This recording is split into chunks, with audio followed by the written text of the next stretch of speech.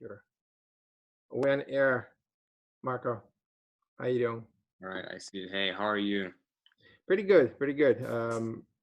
Let's give a quick round of intros since we are going to be addressing ourselves also to a wider audience. Let's just do a quick introduction of each other, and I'll give you the honors. Maybe you want to go first. Sure. Yep. Yeah, my pleasure. So my name is Marco. I'm from Germany. I am currently writing my undergrad's thesis about the challenges which come along when scaling agile methodologies using a certain framework called LeSS. Well, I guess your audience would kind of already know what it is about. Um, And yeah, as part of that, I'm doing this series of semi-structured interviews. And one part of that is yeah, hearing about your experiences and what you have to say. Sure. And by the way, for the audience, and we both understand this is a as genuinely unprepared and unstructured conversations as could get. So, we are literally learning on the fly, and we're trying to kill two birds with one stone. All right. Um, so, just to be fair, I'm Gendel. I'm based out of New York City. I'm an org design consultant, coach, and trainer. Also, large scale Scrum coach and trainer.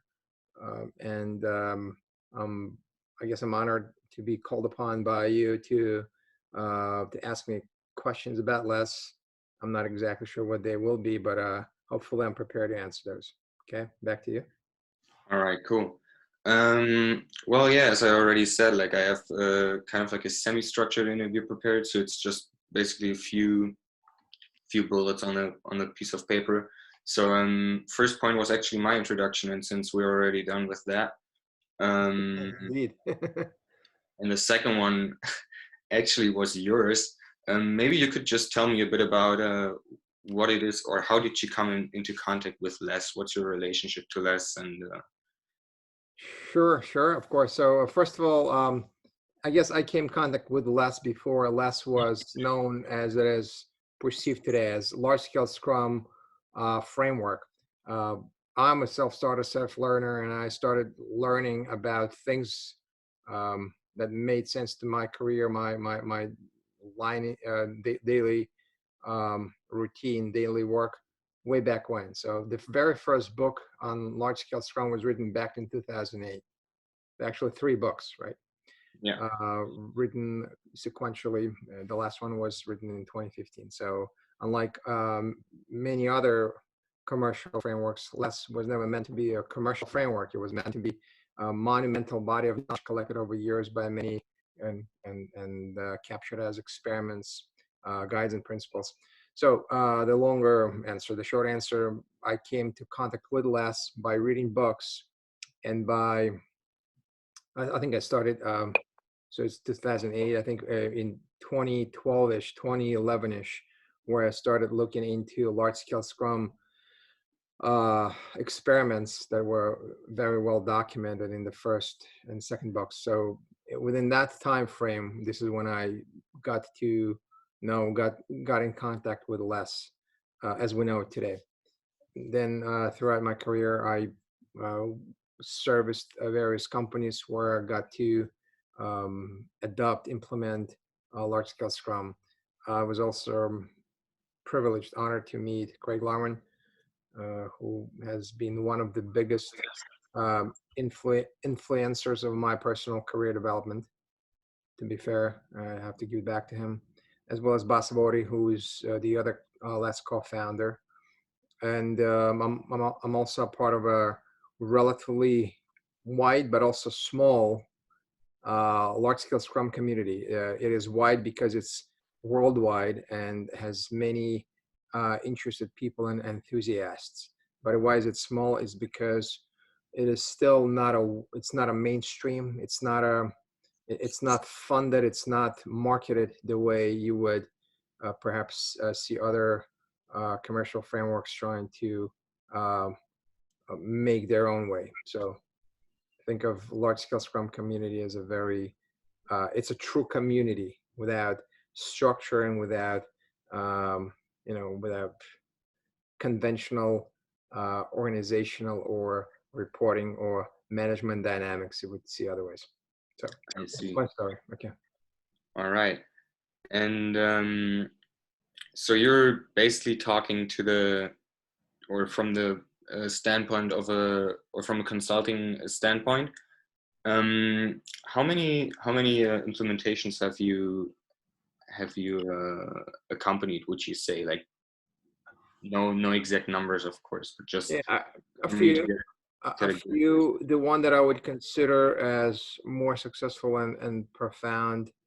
There's one that I'm actually making this into a case study, and it was much longer than others. It was also um, spearheaded.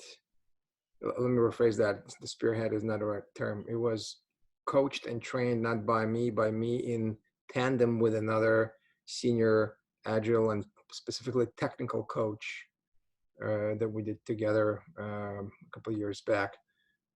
And the reason why I stress this is because large scale Scrum is very keen on technical excellence, engineering practices, which was for us, it was a great opportunity for us to join efforts. We're very complementary to one another, coming from organizational design and system modeling and team structure and team dynamics. Myself, with some technical background, I was never fully blown full stack developer, but I did some development in the past. And my colleague, my wingman, was a very senior technical person, technical coach, who was knowledgeable in test-driven development, acceptance test-driven development, CI/CD stuff that is very critical, almost inevitable in for agile teams, specifically in large-scale Scrum. So we kind of flew together, and that's what really commits to the memory to your question. There was one instance, at least, of large-scale Scrum implementation that really resonated with me, and many other. And there was a number of instances where I was able to implement some of the LeSS experiments implicitly, as opposed to explicitly try, making a claim that we're adopting LeSS or transforming it to LeSS, which in fact is a bad approach in the first place. We don't recommend leading off with this kind of statement in large scale Scrum. Yep. Okay, I see. All right, I guess thanks a lot, first of all, for the very profound introduction of yourself. Maybe you could talk a bit about, okay, so basically maybe a bit of background first. So, like, I'm obviously coming from a background which is like purely based on reading literature. So I obviously don't have any experience with scaling in or first-hand experience. So I have, what I did throughout my thesis was I first of all looked at what are challenges which have been documented about, or which have been written about, which come along when scaling agile in general, and from that I tried to get a better idea of which challenges might come along when scaling LeSS. So before I head into those questions, that is how I kind of approached the topic. Maybe you could just give a quick evaluation of the situation yourself. What would you say are the biggest challenges when it comes to scaling agile using LeSS? Well, first of all, if I may just backtrack a second, I'll tell my view. I'll tell you my view on, in general, what are the challenges with scaling in the greater scheme of things. I think one of the biggest challenges with scaling is that a couple of things. A, it has become a fad. It has become almost like a project management fad 101. And many companies jump on the scaling bandwagon without understanding what scaling really is. For many companies, it's copy paste of existing organizational dysfunction. for many companies, it is trying to amplify quasi or inefficient basic Scrum or Kanban, whatever they use. So something that is basic, it isn't working, then they're trying to scale it. So what happens when you scale dysfunction? It becomes a dysfunction to the power of, it's exponential dysfunction now. Now that's the problem with scaling in general. Now I'm also going to say this, with confidence, that there are some approaches out there, and I'm going to be very politically correct, and will not drop specific names, but there are some scaling methodologies, as they call them, or scaling frameworks that are very reactive to the marketplace. And they're not reactive in a sense that, hey, we all of a sudden discovered that the market needs something so badly, and we are coming in as a savior, as Mother Teresa, we're going to help it. It comes more from they come more from the angle, at least in my view, this is a great marketplace. It's a great opportunity to make a living. Let's deliver something to the market that is easily adaptable, something that companies can easily unpack and install without changing too much existing organizational structure and dysfunctions. And really, so it's effectively like putting a lipstick in a pig, or rocking very little, because that rocking could just bounce, fight back. So that is my personal perception. Some of the biggest challenges we see with scaling approaches, and I'm sure people who are going to be listening to us, they're smart enough to read between the lines and know what we're alluding to. There are some commercially available frameworks that you just literally unpack and install, and it's as big as the battleship Missouri. Almost every piece or every acronym or every role or responsibility we are aware of, it's in there. And we usually hear, well, you don't need to use it if you don't need to use it. But truth be told, there was something that's called a sunk cost fallacy, right? If you buy something, you're keen to use it to the fullest. So scaling down something that's big, it is much, there's a less chance you're going to do that than scaling up. So for example, in large scale Scrum, we suggest not scaling down something big and monolithic. We scale up organically. We build up organically only if needed. So we add the bare minimum as we go. Another challenge with scaling in general is that it's kind of it's a systemic problem. So it's a positive feedback loop. These large commercial available frameworks are in golden partnerships with tooling companies.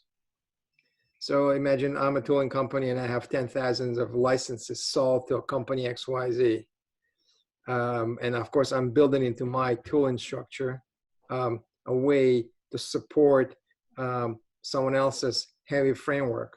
Now, you as a client, obviously already have 10,000 licenses.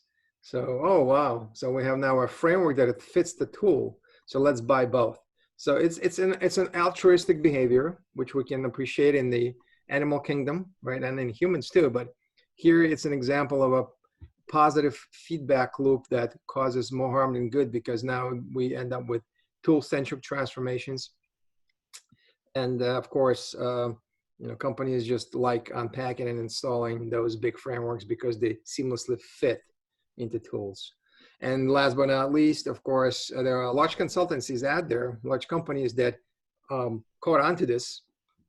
They see an amazing opportunity to service their existing clients, and service could be taken as a good thing, but also if you don't dig deeper, you don't really see that this what's so-called service may be actually disservice, right? So they amplify this by rolling into their existing and new clients with these heavy solutions, heavy frameworks, fueled by tools, etc. Yada yada yada. Now, my long answer about the problem, and the short answer would be, what is the problem with LeSS? Well, to me personally, a lack of awareness is a problem. People just don't understand that something that's very delicate, very genuine, um, very simple to understand, is just out there available. Large scale Scrum is Scrum.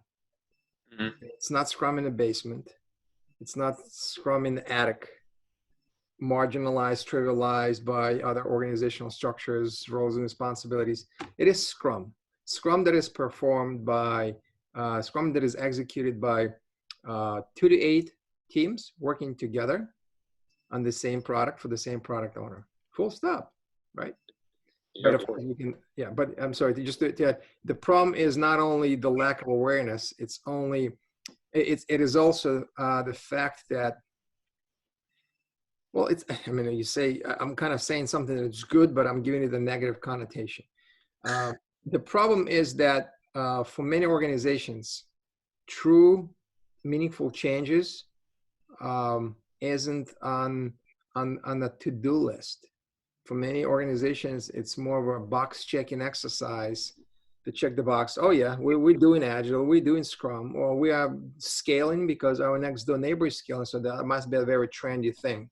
So for them, large scale Scrum would be like, what do you mean we're simplifying our organizational complexity? What do you mean we're looking at our organizational blueprint? What do you mean we're looking at org charts? That's not touchable. We don't do that. So to me, that's a problem because it takes a while. So we don't expect large-scale Scrum adoptions to become widespread, mainstream, or broad and shallow, as we call them. We like them to be deep and narrow, Yeah. and it's almost like for elite people. You don't. This is for elite athletes. This isn't for just for anyone. It's for organizations that really want to stay in this business and remain fit for many years to come. So this isn't large scale Scrum adoption is not a superficial change. I see. Um, I just caught you saying something like, so it's for 2 to 8 teams, obviously, and I don't know. I felt like you were just about to say something more about that. Maybe you could talk a bit more about the actual work. What are challenges in working with less? What is being, or how are people being put to the test when working with less? What are the challenges they face? What are the challenges product owners face, and what are the challenges Scrum Masters and Mm. feature team members face? So I may come from the angle of roles in Scrum and roles in less. So some of the biggest challenges with adopting less is that it mandates very strongly um, strong support and recognition for specific roles that in many organizations are considered to be almost like a transitional or transactional or part-time roles. And without this genuine, wholehearted support by the organization, large-scale Scrum adoptions will fail. Let me give you a few examples. For instance, in large-scale Scrum, a Scrum Master is a full-time role. It's not a hobby. It's not a pass-through, let me do it over the weekend. It requires a lot of learning, a lot of seasoning. He or she is a team-level coach whose focuses on product ownership and teams initially, and over time, this may subside, but then the focus shifts onto development practices and organizational design. So unless, and by the way, in large-scale Scrum, a Scrum Master is recommended to handle between 1 to 3 teams, no more. Yeah. But it's a full-time job. It's a job. So if a company wants to adopt large-scale Scrum, they must be prepared to hire, most likely, because they will not find it internally, unlikely, or at least a very senior Scrum Master who is knowledgeable, who is willing to learn along with the team, but also a few steps ahead, because this person would be expected um, to do some organizational and team level coaching. This isn't something that needs to be trivialized. So this is not a junior role. On the product owner side, would be very similar. This role must be well-defined. A person who is in the role must be empowered and properly educated and properly positioned organizationally, strategically. It is not a junior or senior BA relabeled into a product owner. It isn't someone who is a conduit or attaché or a proxy for someone else who isn't able to attend to Scrum to less. So that's another challenge. Organizations do have challenge with that.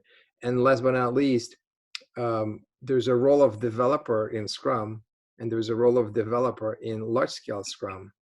And for many organizations, the biggest challenge is to step away from their existing HR titles, such as BA, QA, manual tester, automation tester, front-end Java developer, back-end Java developer, architect, etc. Yeah. So that's another big challenge. And more often than not, we see people falling back onto their original HR job definitions, away from what we would expect them to be in Scrum, let alone large scale Scrum, because in large scale Scrum, things just get amplified, and we see something that we may kind of shove under the rug in one team Scrum. It becomes more difficult when you have 8 teams working, because that's already like it's a product group. It's a large organization. And if you're talking about things that might be challenging, maybe we can focus on the feature team member, Sure. which are challenging already in simple Scrum, and become even more so challenging in scaled Scrum. What would you, or what are you actually talking about? Or maybe I can give you a bit more specific input. If you're reading a lot of like basic research about scaling agile, one thing you would read a lot about is, for example, coordinating with other teams.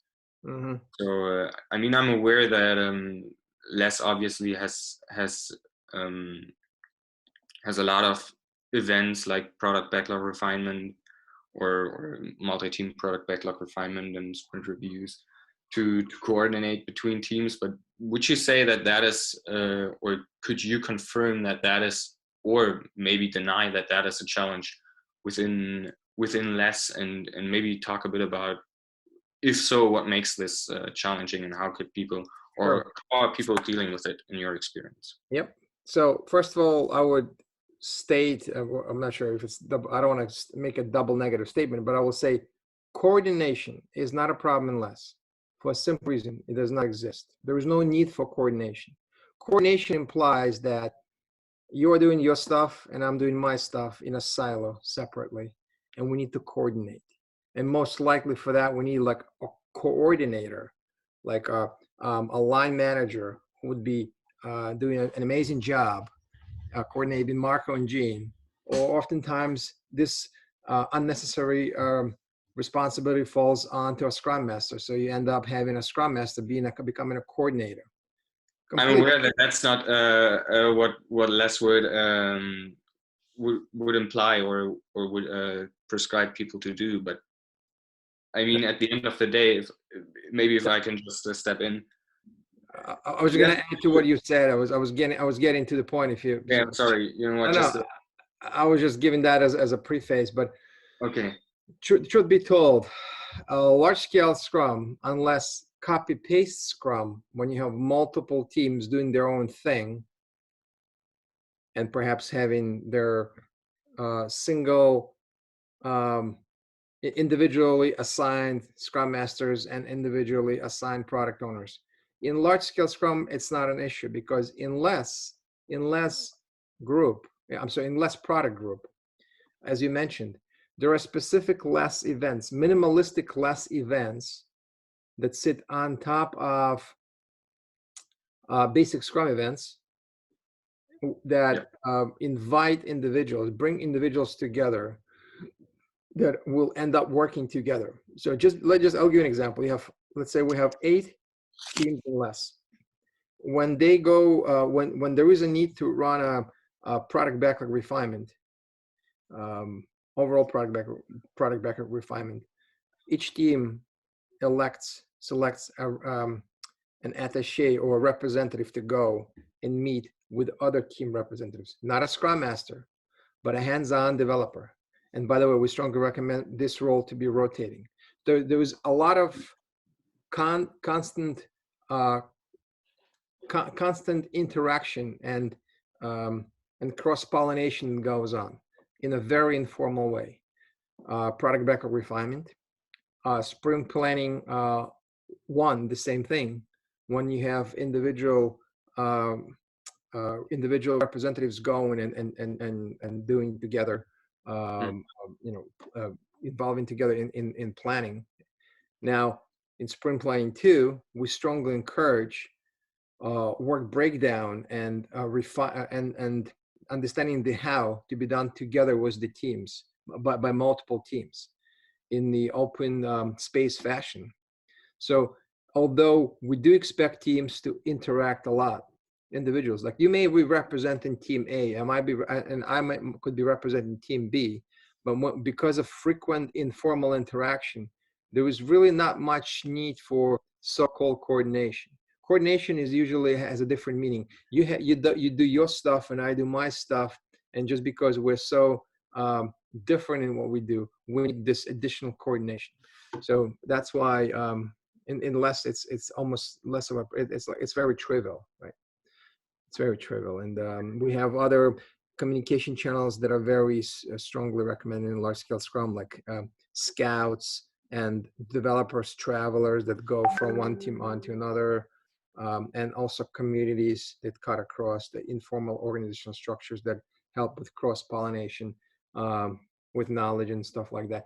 So there's a very magic tool we use in LeSS. It's called Just Talk. And there is an extreme version of it. It's actually advanced. It requires additional license to be installed. It's called Just Scream. And I may sound like a cliche, but in large scale Scrum, when teams sit together side by side, this is pretty common sense. I mean, there's no much coordination. You sit in that side of the room, your team is there, and my team is somewhere nearby, so it shouldn't be a problem. Yeah, I see. So maybe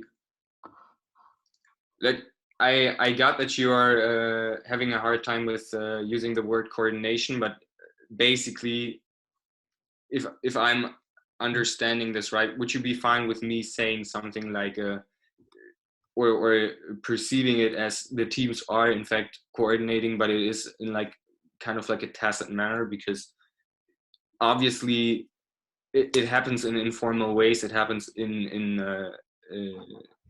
ideally, I don't want to say natural ways, but yeah, natural ways, because people are just supposed to talk.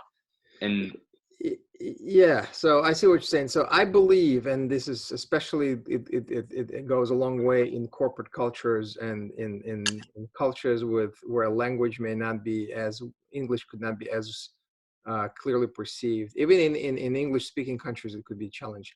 I think language is a very powerful thing, and that just because the term coordination has been historically reserved for uh, specific roles of coordinators and facilitators, and the whole process implied typically additional meetings and additional structured conversations and tooling and documentation. I am and other less trainers and coaches just a little sensitive to that. If it helps at all, you may call it coordination, but I would recommend um, call it something like just interaction or collaboration or working together. If okay, you have a yeah, big room, like to give you an example, in a large scale Scrum, when we go to, when we go to sprint planning, it's everyone together in the same room. You have a room, maybe 600 square feet, and you got 6, 7 teams all in that room, right? Or, so what kind of coordination? Yeah, sure. Yeah, maybe I need to walk over to your team and share some of the knowledge, and your team will send over someone to my team. Ultimately, we're working out of the same product backlog. either one of us can pick up any work items from that backlog. Yeah. We work for the same product owner. It's like teams, SEAL Team 6 4 times, cross-functional, uh, cross-skilled, cross-domain knowledge is there. Everything is there. Either one of those teams could execute on mission, but if they do it together, they'll just be more impactful. Yeah, I see. Okay. So yeah, some coordination maybe on the radio. It's more of a, we know what we're doing, right? So, but I think I get what you're getting at. yeah, and by the way, so we in large scale Scrum, there's only one product owner. So imagine this: you have 8 teams. Each team has a single product owner, individual product owner. Man, that requires coordination for sure. 8 people, especially with perhaps competing priorities, because this, if they roll up into a bigger structure and that bigger structure rolls up into a bigger structure, well, that requires coordination, of course. Yeah. There is minimal coordination. There's some coordination at perhaps, and again, I don't like the word, but there could be some coordination at like in less huge, where we have more than 8 teams involved. You have so product owners are now considered to be as area product owners because we have Yeah. different product areas, and you have still one product owner who is responsible for the overall product. Then you have these APOs, area product owners, and the product owner team may potentially do some, let's use the term coordination if helps. But again, it isn't it's not in the same sense as many would perceive it, because for many, coordination implies it's a good thing. Maybe that helps. In large scale Scrum, if we come across the need to coordinate, we try to minimize it. We don't consider coordination or dependency as a good thing. For many companies and for many teams, we have identified these $100 million dependency, and we're so great at defining dependencies. Well, yeah, you found those dependencies. What do you do about minimizing them or reducing those dependencies? Okay. Maybe one final question to close down the interview, or not close down, but maybe one final question. If you could talk a bit about customer involvement, which would be something you read a lot about as well. So let's say 8 teams are working on or within their sprint on their feature, and they, I mean, obviously, correct me if I'm wrong, but simple Scrum in and of itself, and LeSS, of course, as well as putting a huge focus on or integrating customers in their requirements into the development process. How would you, or would you say that customer involvement is Sure. challenging in less, and or maybe in any scaled environment, Well, and therefore in less as well? yeah, well, actually, I will compare less with the XYZ extreme without saying what that XYZ is, right? So in Yeah. large scale Scrum, because of organizational flatness, there was a very short catwalk between teams, developers, and Mm-hmm. and customers. So if we're involved in the external product development, when we develop a product for an external customer, real customer, someone who pays hard cash, we're dealing with a real customer. So we recommend prioritization to flow only through the product owner, but clarifications and details as much as possible through stakeholders and subject matter experts and users, people that are actually going to be using the system. Nothing should prevent a developer from talking to a future system user, right? Mm-hmm. So there's a very thin layer. So flatness helps, organizational flatness helps this, to be it's a really seamless process, right? Now imagine another XYZ framework where you have Scrum teams sitting somewhere in the basement with and multiple organizational structures or layers that sit in between people that deliver value and people that consume value. Mm. Then of course you need coordination, you need processes, you need tools, and of course there are roles to do all of this. So each one of those roles is locally optimized for their own existence, for their own well-being. And you have this he said, she said problem where by the time real information rolls up to customers or internal users as well as senior management, it gets fudged, it gets all amended, and you don't really get real information, you get some fudged information. So um, those challenges are very well recognized in large scale Scrum. That is why less product groups are very lean, very thin, not just in name only, but actually by design. You will see other frameworks and other other approaches that talk very swiftly and very confidently about lean thinking and lean design. But if you look at what they propose, it's the opposite of. So but so I would expect them to have lots of needs for coordination or orchestration and reporting and stuff like that. And of course, if you try to remove it, you run into inherent organizational resistance. We'll call it the frozen middle gets Yeah. in. Yeah. Unless from a get-go, we inform the organization. An organization, senior management needs to understand clearly what it entails. And that's why we like LeSS adoptions to be deep and narrow and relatively small, because up to 8 teams is still a small organization. And that could happen with proper preparation as a binary switch. But larger adoptions, like less huge adoptions, are expected to be taking place in a gradual evolutionary way. You don't want to big bang and blow out of the sky your entire org with superficial changes, because they will just not stick. And or if you try to go deep enough, you will rock too much, and that the force that comes back will be overly strong. Yeah, I see. All right. I guess this kind of concludes my question. Sure. And yeah, first of all, thank you very much for My pleasure. Yeah, the opportunity. one more small recommendation, if I may.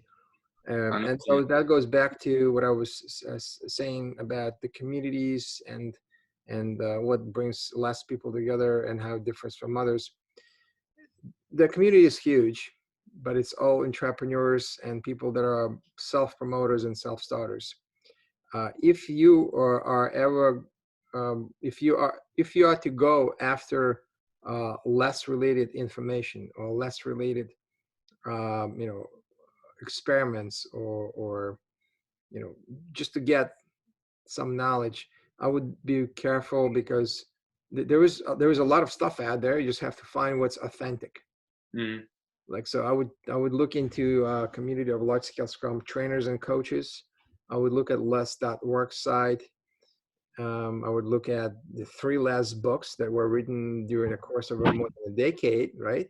You can't beat the time. You can't turn the clock that way. And that's why I'm a little, maybe I'm a little ironic and facetious, but some other frameworks are trying to revert the clock. Well, oh, we were there too. Well, you were there too, but you were focused on something else. I mean, say it now, but yeah. Yeah, some methodologies, they're not even frameworks. They're so overly successful just because they're so great at marketing and not challenging companies. Yeah. Like, I mean, I can, if you're selling something that is a seamless fit, a company is willing to buy it. Yeah, in a year they'll recognize they haven't changed much. It's just the momentum is so huge, so strong. It will take some time, sooner or later people come to senses, I'm Hopefully. sure. Yeah. All right. All right. Well, it's a pleasure being on your bridge and your call. The pleasure is mine. Absolutely, and good luck in your endeavors. I know in Germany there's a pretty big, unlike the United States, large-scale Scrum community in Europe and in EMEA is more, more connected, Mm, more, more not, there are more people. So you can find some. There are some case studies in from Munich, from BMW. I've There's seen stuff. that. Yeah, you can actually go on les.work site and go to the case studies Yeah, and see where you can find good people that are local to you. we'll do so. I've talked to a few of them, but yeah, Yeah, I'm sure you probably talked to some appreciate of the good it. guys that know what they're talking about. That's what I meant by saying you got to talk to authentic people. Yeah, of course. Challenge is filtering those out, I guess. Yeah, you have to filter. That's right. Yeah, you have to know how to filter. All right. Well, yeah. Thanks again, Gene, for the time and the opportunity. I appreciate the input. And Marco, it's a pleasure. It's a pleasure as well. again, the pleasure is Stay in mine. touch. Thanks a lot. Cheers. Have a nice day. Excellent. I'm going to cut our recording and I'll share it with you soonish. Okay? All right. I'm looking Excellent. forward to it. Cheers. Bye. Bye. Bye.